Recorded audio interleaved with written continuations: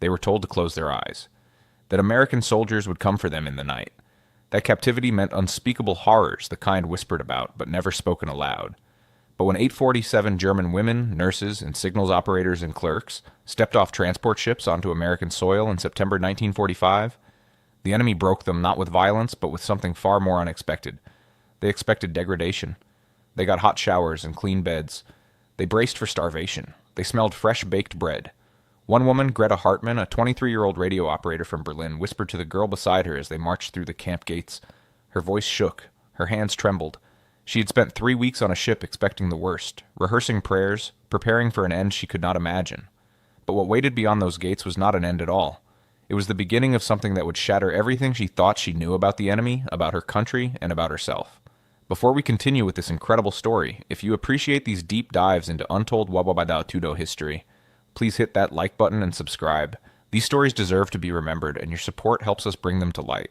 The war had ended 4 months earlier. While church bells rang across Europe and soldiers embraced in city squares, a different kind of reckoning began for thousands of German women who had served the Wehrmacht. They were not soldiers in the traditional sense. They had worn uniforms, yes, but they had typed reports, operated switchboards, bandaged wounds, sorted mail. They were the invisible infrastructure of a war machine that had finally ground to a halt. Greta had been stationed at a communications post near Hamburg when the British arrived. The officers fled, the men scattered, but the women, they had nowhere to go. Their homes were rubble, their families were scattered or dead. When the British soldiers found them huddled in the basement of the bombed-out building, no one knew quite what to do with them. For weeks they were held in temporary camps, sleeping on concrete floors, eating watery soup twice a day. Then came the announcement. They were being transferred, not to German custody, to the Americans, across the ocean, to America itself. The news spread like wildfire through the makeshift barracks. America. The word itself felt dangerous. They had been told stories about Americans for years. Brutal stories. Stories designed to steal German resolve. Now those stories would become their reality. The journey began on a gray morning in late August. Hundreds of women, still in their worn Wehrmacht auxiliary uniforms, were loaded onto trucks and driven to the port. The smell of salt air mixed with diesel exhaust. Seagulls screamed overhead. The ship waiting for them was enormous, a converted troop transport with peeling paint and rust stains running down its hull. Greta clutched her small canvas bag, everything she owned in the world. A change of underwear, a toothbrush, a small photograph of her mother and younger brother, both gone now. As she climbed the gangway, her legs felt weak. The wood creaked under her feet. Behind her, a girl no older than 19 sobbed quietly. In front of her, an older woman, a nurse who had served on the Eastern Front, stood rigid as stone, her jaw clenched tight. The crossing took 3 weeks. The ship rolled and pitched in the autumn Atlantic storms. Most of the women were seasick for days, barely able to keep down the thin broth they were given. They slept in hammocks stacked 3 high in the cargo hold, the air thick with the smell of sweat and vomit and fear. At night, in the darkness broken only by a few dim electric bulbs, the women talked. Some prayed, others cried. A few tried to maintain dignity, sitting upright, refusing to show weakness. Greta lay in her hammock, feeling the ship rise and fall, wondering what waited on the other side of this endless water. The American guards on the ship were not cruel. That was the first surprise. They were not warm either. They were professional, distant, doing a job. They brought food twice a day. They maintained order. But they did not taunt or threaten. This confused the women more than hostility would have. They had prepared themselves for monsters. These men seemed almost bored. One afternoon, about 10 days into the voyage, Greta stood on deck for her daily 15 minutes of fresh air. The ocean stretched in every direction, steel gray and endless. An American soldier, young, maybe 25, stood nearby smoking a cigarette. He glanced at her, then looked away. After a moment, he pulled out his pack and offered it to her. Greta stared at the cigarette. This was a trick. It had to be. But the soldier just stood there, waiting. Finally, she took one. He lit it for her with a silver lighter. They stood in silence for several minutes, smoking, looking at the ocean. He said nothing. She said nothing. When her 15 minutes were up, she went back below deck, more confused than ever. Finally, after what felt like an eternity, someone shouted that land had been sighted. The women crowded to the portholes, pressing their faces against the dirty glass. Through the morning fog, a coastline emerged. America. It looked green. Impossibly green compared to the bombed-out gray landscape they had left behind. As the ship entered New York Harbor, Greta caught sight of the Statue of Liberty rising from the water. She had seen it in propaganda films, always presented as a symbol of false freedom, of American hypocrisy. Now seeing it in person, she felt nothing. Just exhaustion and fear and a strange numbness. The ship docked, and the women were ordered to gather their belongings. They formed lines on the deck, waiting. The September sun was warm on Greta's face, warmer than she expected. She had imagined America as cold somehow, but this felt like late summer, pleasant, almost gentle. They descended the gangway in single file. American soldiers lined the pier, watching. Some of the women kept their eyes down. Others, like Greta, looked around, trying to understand this place they had arrived at. The buildings behind the port were intact, tall, clean, undamaged. Not a single bombed-out shell, not one collapsed roof. The contrast was staggering. Trucks were waiting. The women were loaded into the back, 20 or 30 to a truck, and driven through the city. Greta sat near the opening, watching through the canvas flap. The streets were full of cars. People walked on sidewalks carrying shopping bags. Shop windows displayed goods, actual goods, not empty shelves. She saw a bakery with bread stacked in the window, dozens of loaves. Just sitting there. Her stomach clenched with hunger and disbelief. The drive took several hours, leaving the city behind, heading west through countryside that seemed to stretch forever. Fields and forests, small towns with white churches, farms with red barns. Everything looked so normal, so untouched by war. Some of the women dozed, others stared in silence. The enormity of what they had left behind and where they had arrived was slowly sinking in. Finally, as the sun began to sink toward the horizon, the trucks turned onto a dirt road. In the distance, Greta could see buildings surrounded by fences. Guard towers stood at intervals. Her heart began to race. This was it. The camp. The place they would be held. The place where, she had been told, their suffering would truly begin. The trucks passed through the main gate, which stood open, and pulled to a stop in a large dirt courtyard. The women were ordered to climb down.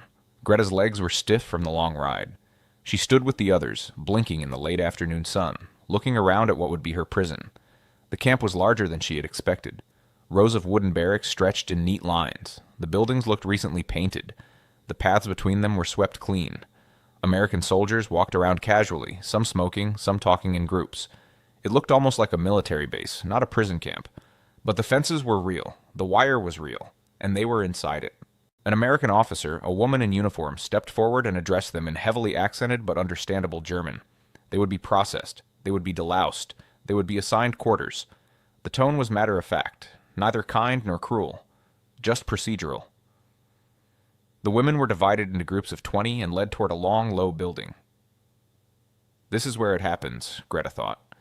This is where the humiliation begins. She had heard stories, terrible stories about what happened to women prisoners, stories whispered in the dark on the ship, stories that made her want to pray and vomit at the same time. The door to the building opened and steam billowed out. Inside it was warm and bright. Tiled walls reflected electric light. American women in white uniforms stood waiting. Medical staff. Greta's group was directed to stand in a line. One by one, they were called forward. A medic checked each woman briefly, looking at eyes, throat, hands. No one was rough. No one made crude comments. It was clinical, efficient, almost gentle. When it was Greta's turn, the medic, a middle-aged woman with gray hair, pulled back in a bun, looked at her and said in broken German, "You will feel better soon." After the medical check, they were directed to another room. This was the delousing station. Greta's heart pounded. She remembered propaganda images, degrading images designed to show how enemies treated their prisoners. But what she saw made her stop in confusion. There were shower stalls, real shower stalls with curtains for privacy. And on a table near the entrance, stacked neatly, were bars of soap. Actual soap. White, clean, heavy bars that smelled of something Greta could not quite identify. Something floral, something that reminded her of her mother's house before the war.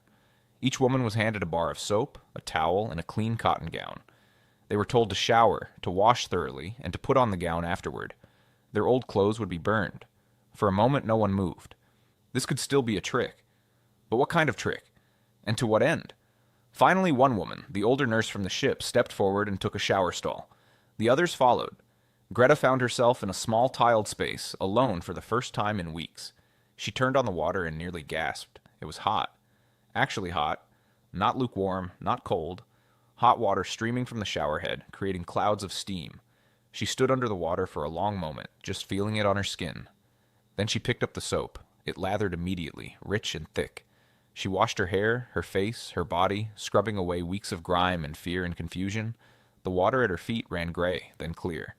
Around her she could hear others crying. Not loud sobs, but quiet tears mixing with shower water. The relief was overwhelming. The simple act of being clean, truly clean after so long, was almost painful. It reminded them of being human, of a time before war, before loss, before this nightmare that had swallowed their entire world. When Greta emerged from the shower, wrapped in the rough but clean towel, she felt lighter. Not happy, not safe, but lighter.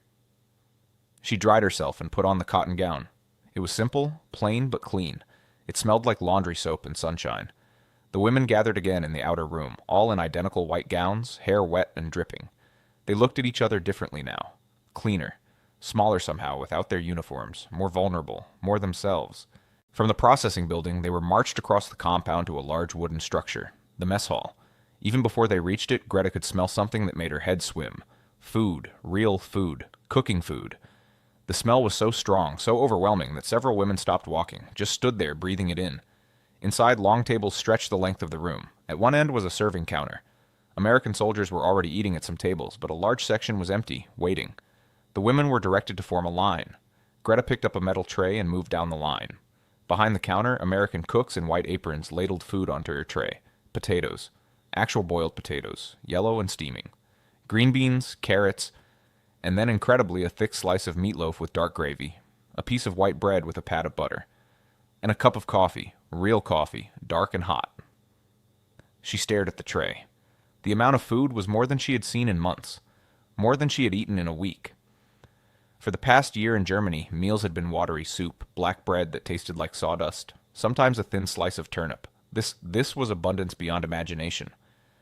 Greta sat at one of the long tables with other women. For a moment, no one ate. They just looked at the food. The steam rose from the plates. The smell was intoxicating. Then slowly, one woman picked up her fork, then another, then Greta. The first bite of meatloaf made her close her eyes. It was warm. It was seasoned. It tasted like food was supposed to taste. She chewed slowly, afraid that if she ate too fast, she would be sick. Around her, women ate in silence, some with tears streaming down their faces. The girl who had cried on the ship sat across from Greta, fork halfway to her mouth, just staring at the food as though it might disappear. The bread was soft inside with a slight crust.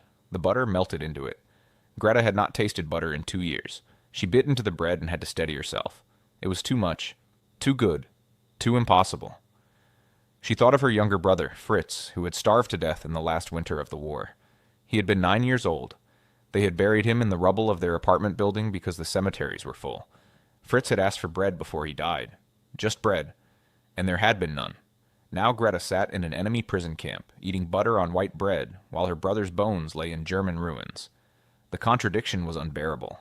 The guilt was crushing. She forced herself to keep eating. Her body needed it. But every bite tasted like betrayal. The woman next to her, a signals operator from Frankfurt, whispered, "My mother is starving. My mother would kill for this potato. How can this be?" No one had an answer. They ate in silence, mechanically, feeling the food fill their empty stomachs, feeling strength return to their bodies, feeling the terrible weight of survival when so many they loved had not survived. After the meal, they were assigned to barracks. Each building housed about 40 women in double-stacked bunks. The barracks were simple but clean. Wood floors swept smooth. Windows with actual glass, and each bunk had a mattress, not a board, a real mattress with sheets and 2 blankets. Greta was assigned to Barrack 7, bunk 23, lower. She set her small bag on the mattress and just stood there. The last time she had slept in a real bed was over a year ago. Since then it had been floors, cots, hammocks, concrete. This mattress gave slightly under her hand. The sheets were rough cotton but clean. The blankets were wool, thick and warm. The woman assigned to the bunk above her was the older nurse, Liesel, who had stood so rigid on the ship. She looked at Greta and said quietly, "I do not understand what is happening." Greta nodded. "I do not either." That night, the first night in the camp, Greta lay in her bunk, wrapped in the wool blankets. The barrack was dark except for a single light bulb at each end. Outside, she could hear American soldiers talking, their voices low and relaxed. Crickets sang in the warm September night. The air smelled of pine trees and cut grass. She closed her eyes and tried to understand. This was supposed to be hell. This was supposed to be the punishment for losing the war, for serving the enemy, for everything that had happened. But she was clean. She was fed. She was warm. She was, against all expectations, still alive. Somewhere in the darkness, a woman began to pray quietly. Others joined in, the old familiar words whispered into the night. Greta listened but did not pray. She did not know what to say. Thank you felt wrong. Please help felt meaningless. So she just lay there, feeling the mattress beneath her, the blanket over her, and wondered what tomorrow would bring. The morning bell rang at 6. Greta woke from a deep, dreamless sleep, the first real sleep she had had in months. For a moment she did not remember where she was. Then memory flooded back. America. The camp. The enemy's prison. The women rose, dressed in the simple work clothes they had been issued, blue cotton shirts and dark pants, and filed to the wash-house. There were sinks with running water. Toothbrushes had been provided. The simple normalcy of brushing her teeth, of washing her face with clean water, of combing her hair, all of it felt surreal. Breakfast was at 6:30, oatmeal with brown sugar, toast with jam, orange juice, coffee. Again, more food than Greta had seen in months. She ate slowly, trying to make sense of this abundance, trying not to think about the empty tables back home in Germany. After breakfast, work assignments were announced. The women were divided into groups. Some would work in the kitchen, some in the laundry, some would do general maintenance around the camp, others would work in the fields just outside the fence, tending vegetable gardens that fed both prisoners and guards. Greta was assigned to the laundry. She spent her days washing and pressing uniforms, sheets, towels. The work was hot and repetitive, but it was not cruel.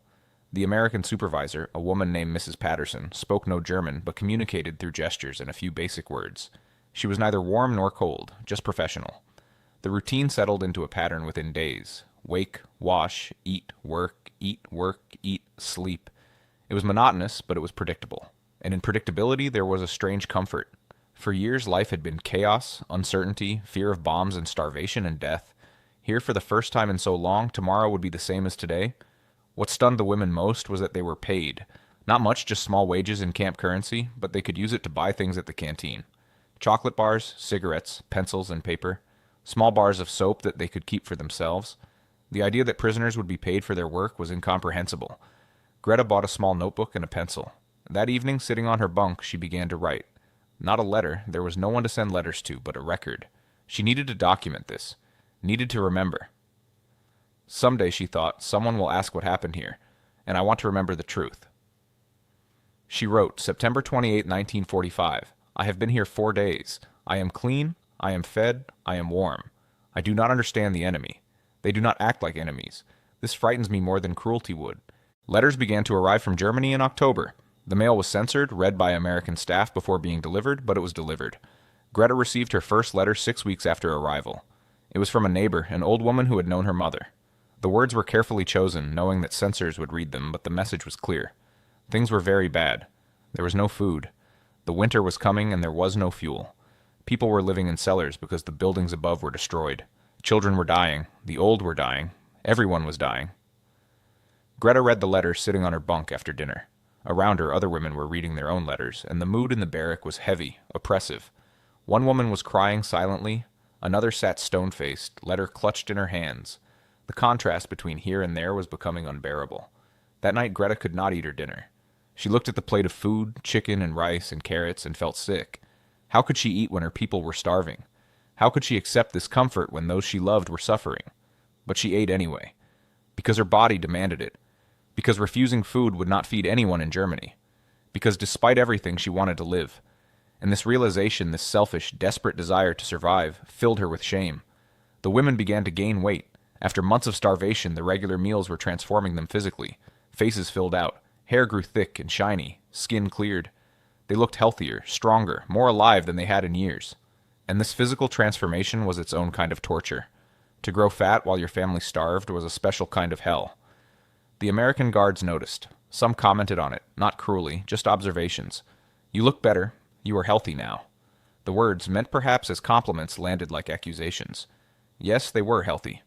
While their mothers, their sisters, their children wasted away in the ruins of Germany. Greta wrote in her notebook, The food here is good. Too good. I am ashamed of every bite. But I cannot stop eating. I hate myself for this weakness. I hate the Americans for their abundance. I hate my country for its collapse. I hate everything. Despite the emotional turmoil, small moments of unexpected humanity began to pierce through the numbness. They were not grand gestures. They were tiny, almost insignificant interactions that somehow meant everything. In the laundry one afternoon, Mrs. Patterson noticed that Greta's hands were chapped and raw from the hot water and harsh soap. Without a word, she went to her office and returned with a small jar of hand cream. She handed it to Greta, gestured at her hands, and said, For you. Greta stared at the jar. It was such a small thing. But in that moment, it felt like everything. Someone had noticed her pain. Someone had cared enough to help. The enemy had shown her a kindness that her own leaders never had. She took the jar, her eyes burning with tears, and whispered, "Danka." Mrs. Patterson nodded and walked away. Another time, a young American guard, barely 20 years old, was making his rounds at night when he heard Liesel crying in her bunk. He stopped, awkward, uncertain. Then he pulled a Hershey's chocolate bar from his pocket and set it on the edge of her bunk. "I am sorry," he said in broken German, "for your sadness." And he walked away before she could respond. These small gestures did not erase the larger realities, did not solve anything, did not bring back the dead or rebuild the destroyed. But they complicated things, made it harder to hate, made it impossible to see the Americans as simply the enemy. They were people, complicated, contradictory, human people. Some of the women tried to maintain their resistance, their loyalty to the fallen Reich. They refused to smile at guards. They worked slowly, resentfully.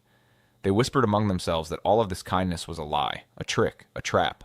But their arguments grew weaker with each passing week, because the trap never sprung. The lie never revealed itself.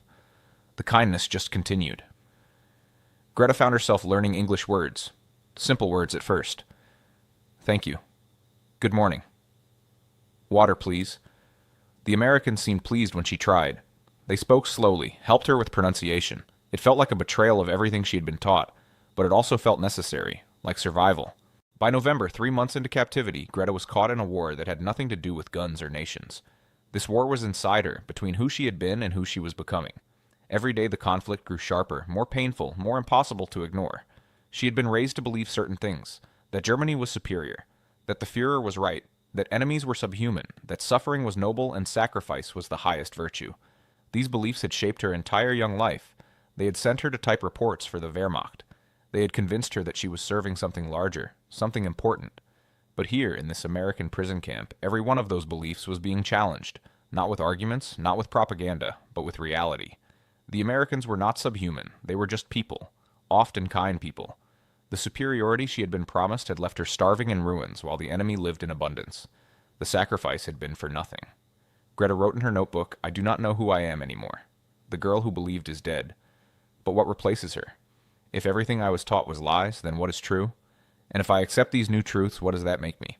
A traitor? A survivor? Or just someone too weak to hold on to what she believed?" The guilt was crushing.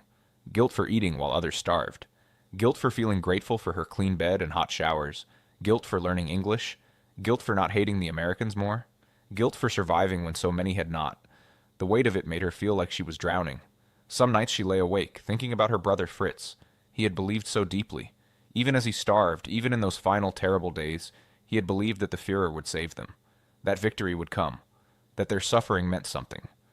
He had died believing that lie. And Greta, alive and fed in an enemy camp, knew it had all been a lie. Was it better to die believing, or to live knowing the truth? She did not know. She had no answer. The barracks at night became a place of whispered debates. Not loud arguments, those would attract attention from the guards, but intense, quiet conversations about what everything meant. The women were all struggling with the same questions, all feeling the same contradictions tear at them. Some tried to cling to the old beliefs. A woman named Hilda, who had been a telephone operator in Berlin, insisted that all of this kindness was a trick. "They want to break us," she hissed. "They want us to forget who we are. This is psychological warfare. We must resist." But others, like Liesel, the nurse, were beginning to accept a harder truth. She had seen things on the Eastern Front that had already shaken her faith. Now in America, those doubts crystallized into certainty. "We were wrong," she said quietly one night. "About everything. About them. About ourselves. About what we were fighting for." The younger women were perhaps the most conflicted. They had been children when the war started. They had known nothing but Nazi education, Nazi propaganda, Nazi rule. Their entire understanding of the world had been shaped by that system. To reject it now was to reject their entire childhood, their entire foundation. Greta found herself somewhere in the middle. She could no longer believe the old lies, but accepting the new reality felt like betrayal. So she existed in a painful limbo, neither here nor there, unable to go back but afraid to move forward. One evening in late November, as the first snow began to fall outside, a woman named Anna, a former nurse's aide, said something that silenced the entire barrack. "If what we were told about the Americans was lies," she said slowly, "then what else were we lied to about? The trains, the camps, the people who disappeared?" No one answered, because they all knew the answer. They had all heard whispers, seen things, been told not to ask questions. And now sitting in an American camp where they were treated with unexpected humanity, the terrible possibility emerged that everything they had been told was inverted, that the real monsters had been on their own side. That realization was almost unbearable. It meant that their entire country had been built on lies and cruelty. It meant that they had served evil, however unwittingly. It meant that their suffering and the suffering of everyone they loved had been for nothing. Worse than nothing. For something terrible. In December, the American camp administrator arranged for the women to watch a film. They were herded into a large room with a movie screen. The guards told them they were going to see something important. Something about the war. Most of the women expected propaganda, American justifications for their victory. What they saw instead was footage from the concentration camps, Bergen-Belsen, Dachau, the liberation, the piles of bodies, the walking skeletons, the gas chambers. All of it documented by Allied soldiers, clear and undeniable. Some women closed their eyes, some vomited, some wept, some sat in stunned silence. Greta watched, forcing herself to look, feeling something inside her shatter completely. She had known on some level. Everyone had known something. But knowing and seeing were different things, and seeing made it real in a way that could never be unknown. After the film, no one spoke. They filed back to their barracks in silence. That night, the whispered conversations did not happen. There was nothing to say. The truth was too large, too terrible, too final. Greta lay in her bunk, staring at the ceiling. She thought about the soap she had been given, the hot showers, the food, the blankets. The Americans had shown her dignity even though she had served the regime that committed those atrocities. They had treated her as human even though her side had treated others as subhuman. The contradiction was staggering. The power of it took her breath away. The Americans could have been cruel. They had every right to be cruel. They had liberated those camps. They had seen what had been done, and yet they chose mercy. Not because the German women deserved it, but because mercy was who they chose to be. That realization broke something in Greta. Broke it and rebuilt it. She understood now why the kindness had been so painful. It was because kindness demanded recognition of shared humanity. Cruelty allowed for distance, for otherness. But kindness said, "You are human, I am human. We are the same." And if they were the same, then the differences she had been taught to believe in were lies. She wrote in her notebook that night, her hand shaking, "The enemy has defeated me, not with violence, but with soap and bread and mercy. They have shown me what my own people never did. They have treated me with the dignity that my leaders denied to others. And I will carry this shame forever. But I will also carry this truth, that the measure of a people is not in their strength, but in their mercy. And by that measure we failed. Utterly and completely we failed." Christmas came to the camp in ways none of the women expected. The Americans decorated a tree in the mess hall. They prepared a special meal. They even arranged for a chaplain to conduct services for those who wanted them. The generosity was almost cruel in its kindness. On Christmas morning, each woman was given a small package. Inside was chocolate, cigarettes, soap, and a small book of poetry in German. Greta held the package in her hands and felt something break inside her completely. They had thought of them. The enemy had thought of German women prisoners and given them gifts on Christmas. The absurdity of it, the impossible kindness of it, was overwhelming. That afternoon, Greta walked alone to the fence at the far edge of the camp. Snow covered the ground. The winter sun was weak and pale. She stood there looking out at the American countryside, thinking about everything that had brought her to this moment. She thought about who she had been a year ago. A girl who believed, who typed reports without question, who thought she was serving something noble. That girl was gone. Killed not by bullets or bombs, but by kindness and truth. Who was she now? A traitor who had accepted enemy mercy? A survivor who chose life over loyalty? A woman who finally saw the truth? She did not know. Maybe she was all of those things. Maybe none of them. Maybe she was just someone trying to understand how the world could be so completely different from what she had been taught. Liesel came to stand beside her. They stood in silence for a long time. Two women who had lost everything and found something they never expected. Finally, Liesel spoke. "I will never forget this," she said. "What they did to us here. Not the imprisonment, that was expected, but the mercy. The simple human mercy. I will carry it with me forever." Greta nodded. The irony was unbearable. They had survived the war. They had survived the collapse of their country. They had survived captivity. But they might not survive this kindness, because kindness demanded change, demanded growth, demanded that they become something new. And that transformation was more painful than any physical suffering could ever be. That night, Greta made a decision. She would stop fighting, stop resisting, stop trying to cling to who she had been. That person was gone, and maybe that was okay. Maybe it was necessary. Maybe she needed to die so that someone new could be born. Someone who understood that the world was more complicated than she had ever imagined. someone who knew that mercy was more powerful than hatred. She wrote in her notebook, "Today I let go. Not of my past, not of my people, not of my losses. Those are part of me forever. But I let go of the lies, of the hatred, of the belief that we were superior and they were less. I let go because holding on was killing me. And I choose to live, even if living means shame, even if it means acknowledging that I was wrong. I choose to live and to learn and to remember, and maybe that is enough." In February 1946, 5 months after their arrival, the announcement came. The women would be sent home, back to Germany, back to the ruins. Repatriation would begin in the spring. The news was met with mixed reactions. Some women wept with relief. Home, finally home. But others, like Greta, felt only dread. What home? What was waiting for them there?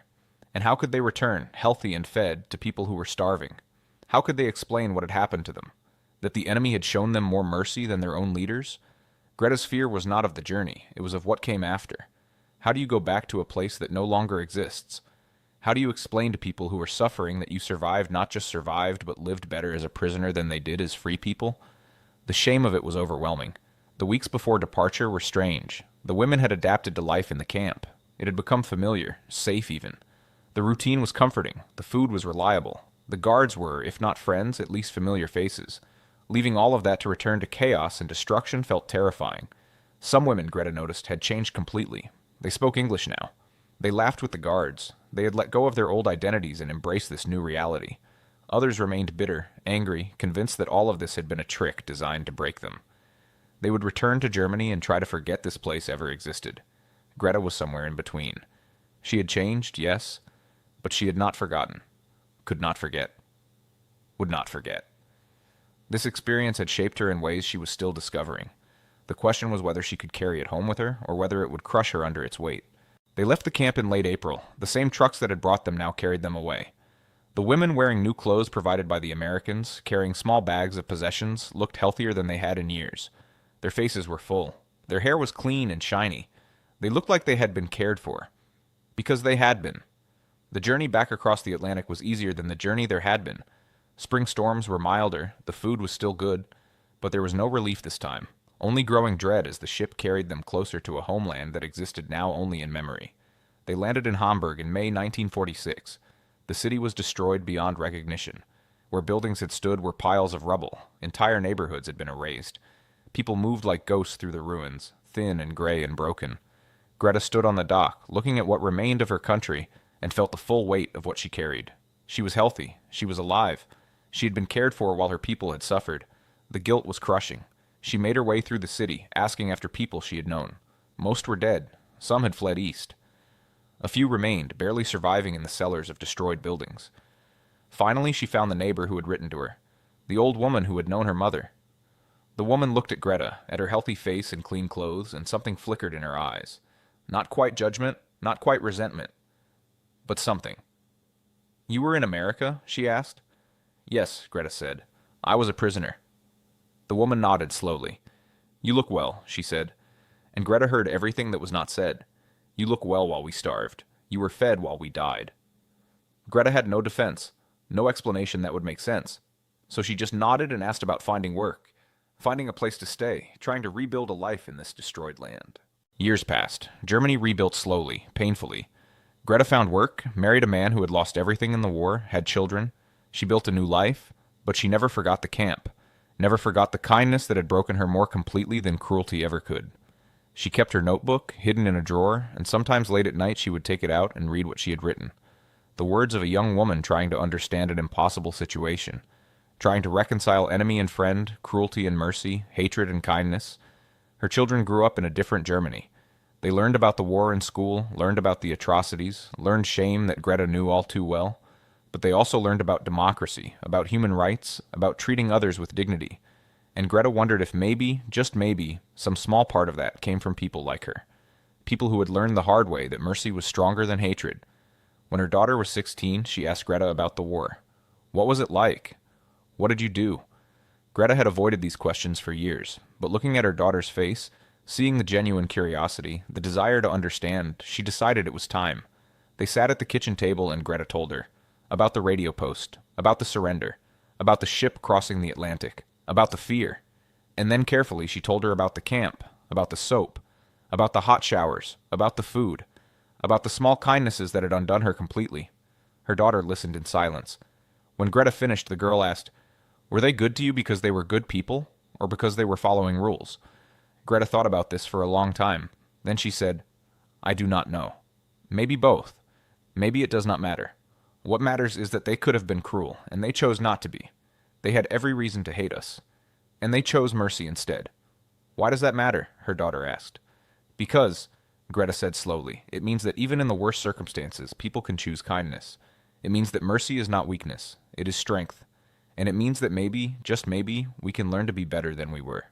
She pulled out her notebook and showed her daughter the final entry, written in 1946, just before she left the camp. It said, "I will never forget the soap. The simple white bar that smelled of flowers. It was just soap, but it was also proof. Proof that the world is not what we were taught. Proof that enemies can be human. Proof that mercy exists even in the darkest places. And proof that sometimes the hardest thing to accept is not cruelty, but kindness. Because kindness demands that we change, and change is the most painful thing of all." And so the soap became more than hygiene. It became a symbol, a memory, a lesson that Greta carried for the rest of her life. For those 847 German women who passed through American prison camps in 1945 and 1946, the experience of unexpected mercy became a defining moment. Not because it erased what had happened, not because it made everything right, but because it showed them that the world was more complicated than propaganda had taught them. They had been told to close their eyes, to expect horrors, to prepare for the worst. What came next shocked them more deeply than cruelty ever could, because what came next was simple humanity. Hot showers, clean clothes, regular meals, small kindnesses, and these things, these simple basic human dignities, dismantled their worldview more effectively than any propaganda could have. The story of these women is not a happy story. Many never fully recovered from the guilt of being cared for while their families starved. Many struggled for years with the contradictions they had experienced, the trauma of war mixed with the trauma of unexpected mercy, creating a complicated pain that had no easy resolution. But it is also a story about the power of choosing mercy over vengeance. The Americans who ran those camps could have been cruel. They had every justification. They had seen the concentration camps. They knew what had been done. But they chose to follow the Geneva Convention. They chose to treat their prisoners as human beings. Not because those prisoners deserved it, but because that is who they chose to be. And that choice mattered. It changed lives. It changed perspectives. It planted seeds that would grow in unexpected ways in the decades to come. Some of those women became advocates for reconciliation. Some raised children who worked to build a better, more democratic Germany. Some simply carried the lesson quietly, letting it shape how they treated others. The soap that Greta was given on her first day in the camp was just soap, but it was also a message that said, "You are human and you will be treated as such. Even though you served the enemy, even though your country committed atrocities, even though we have every reason to hate you, you are still human and that matters." That message, delivered not through words but through actions, through soap and hot water and bread and blankets, changed Greta's life. It did not erase her guilt. It did not bring back her brother or her mother. It did not rebuild her destroyed country. But it gave her something to hold on to. A proof that mercy existed, that people could choose kindness even when they had every right to choose cruelty. As Greta told her daughter decades later, her voice quiet with memory. "They gave us what our own leaders never did. Not freedom, not victory, not glory, but dignity. Simple human dignity. And I learned that dignity, when you least expect it, when you perhaps do not deserve it, can break you and remake you. It can show you that the world is bigger than your small hatreds and your narrow beliefs. It can teach you that mercy is not weakness, but the greatest strength of all. That is the story worth remembering. Not just the history of what happened, but the lesson it teaches us about humanity, about mercy, about the power of simple kindness to change hearts and minds. These women expected cruelty and found compassion. They expected vengeance and found mercy. And that unexpected mercy did what violence never could. It opened their eyes. If this story moved you, if these forgotten chapters of history matter to you, please subscribe to this channel. These stories deserve to be told. These lessons deserve to be learned. And your support ensures that we can continue bringing these important, often overlooked perspectives from World War II to light. Thank you for watching and for remembering.